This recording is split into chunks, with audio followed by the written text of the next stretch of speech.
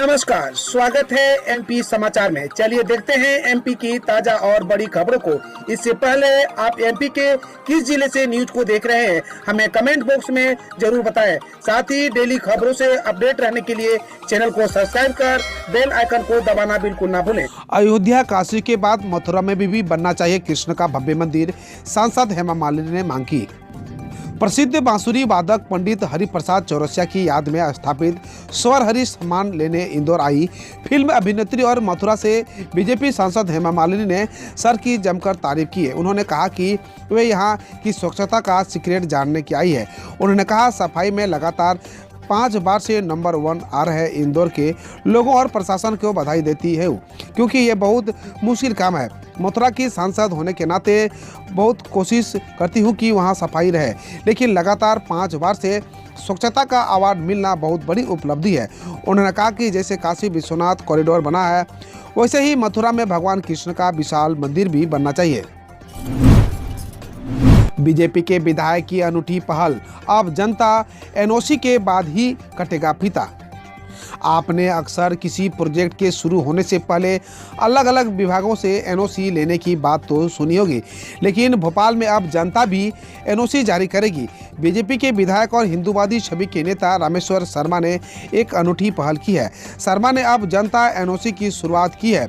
उन्होंने कहा कि अब यह निश्चित किया है कि उनके विधानसभा क्षेत्र में हुजूर में चल रहे किसी भी विकास कार्य के शुभारंभ से पहले स्थानीय लोगों द्वारा उसका अवलोकन किया जाएगा। इसे जनता एनओसी का नाम दिया जाएगा।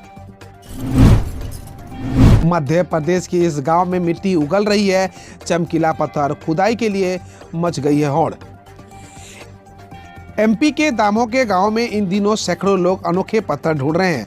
ये पत्थर 20 रुपये से लेकर 11,000 रुपये तक बिक रहे हैं। इसकी जानकारी नहीं है कि गांव वाले किसके कहने पर ये काम कर रहे हैं।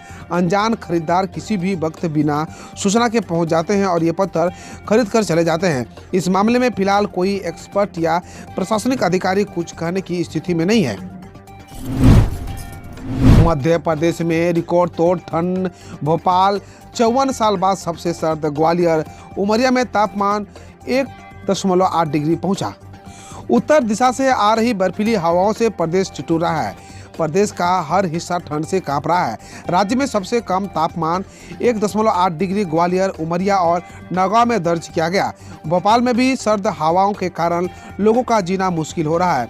भोपाल में न्यूनतम तापमान 4 डिग्री जा पहुंचा है। मौसम विभाग के मुताबिक इससे पहले 11 दिसंबर 1966 को भोपाल का न्यूनतम तापमान 3.1 डिग्री सेल्सियस दर्ज हुआ था। मध्य प्रदेश पंचायत चुनाव में विवेक तन्खा ने सीएम शिवराज, प्रदेश अध्यक्ष शर्मा को भेजा 10 करोड़ का मानहानि नोटिस। मध्य प्रदेश में ओबीसी आरक्षण का मुद्दा एक बार फिर गर्मा गया है। ओबीसी आरक्षण पर छिड़ी सियासत के बीच कांग्रेस नेता विवेक तन्खा ने मुख्यमंत्री शिवराज, बीजेपी प्रदेश अध्यक्ष वीडी और मंत्री भूपेंद्र सिंह को 10 करोड़ का नोटिस भेजा है। सीनियर एडवोकेट विवेक तन्खा ने ट्वीट किया, अगर 3 दिन के अंदर स्थिति स्पष्ट नहीं करते तो उनके खिलाफ कानूनी कार्रवाई होगी। कोर्ट कार्रवाई के संबंध में झूठ बोलना, असत्य के आधार पर झूठी मुहिम जघन्य अपराध है। मेरी चुनौती है कि वह मुझे झूठा सिद्ध करे।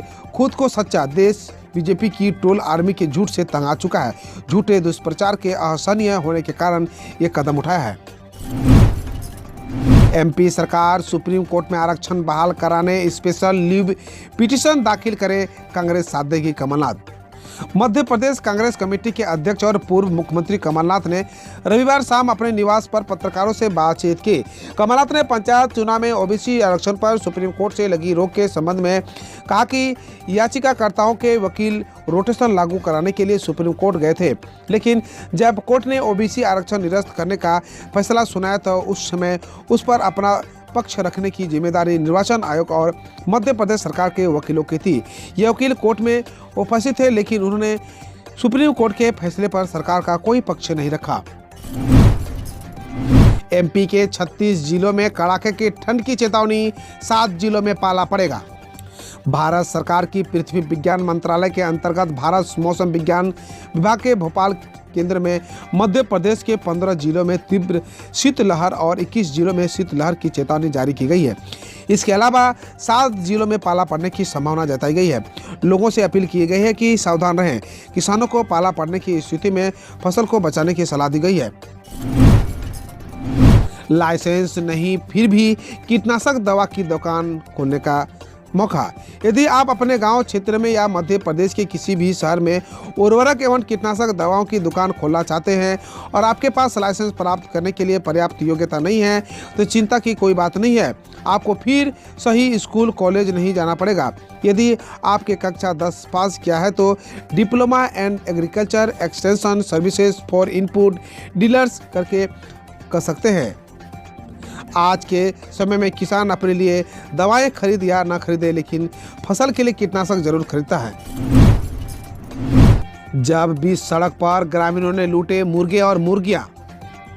सेंधवा के ग्राम जामान्या में ग्रामीणों के बीच सड़क जमकर मुर्गियां लूटी। शहर से 9 किलोमीटर दूर एबी रोड पर ग्राम जामान्या में कुत्ते को बचाने के चक्कर में मुर्गियों से भरा पिकअप वाहन पलट गया, जिसके बाद ग्रामीणों ने वाहन में भरे मुर्गों की लूट मचा दी। कोई बाइक पर तो कोई पैदल ही मुर्गा मुर्गियों को लेकर भाग निकले। वाहन चालक लगातार लोगों से गुहार लगाता रहा, लोग उसकी मदद करें, मुर्गा मुर्गियों को न लूटे, लेकिन उसकी किसी ने नहीं सुनी। चालक के मना करने के बावजूद ग्रामीण 500 से अधिक मुर्गियों की लूट कर भाग निकले।